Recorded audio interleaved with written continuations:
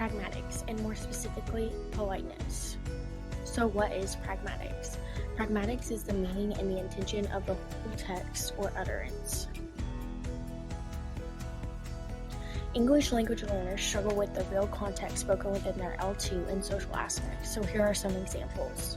First, we have face-threatening act, if you say something that represents a threat to another person's image.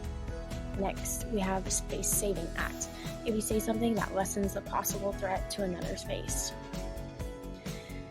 Next, we have negative face, is the need to be independent and free from impositions. And lastly, we have positive face, which is the need to be connected, to belong, and to be a member of the group. So how do we teach politeness to L students?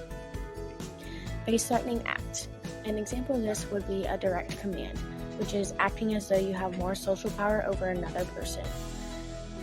Having no social power causes you to perform a face-threatening act. So, an example of this might be, give me that paper.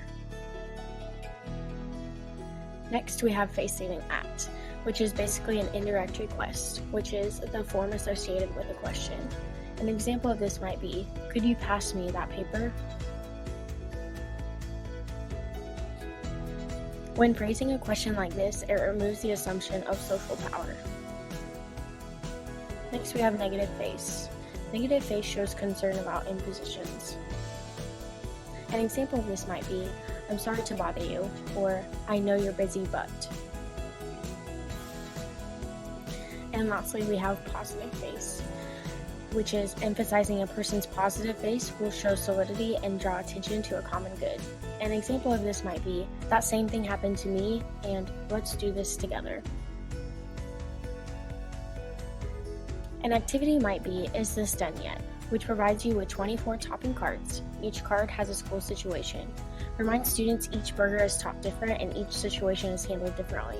Determine how others could view situations described, and if their response is appropriate, they may add the topping on that card to their burger.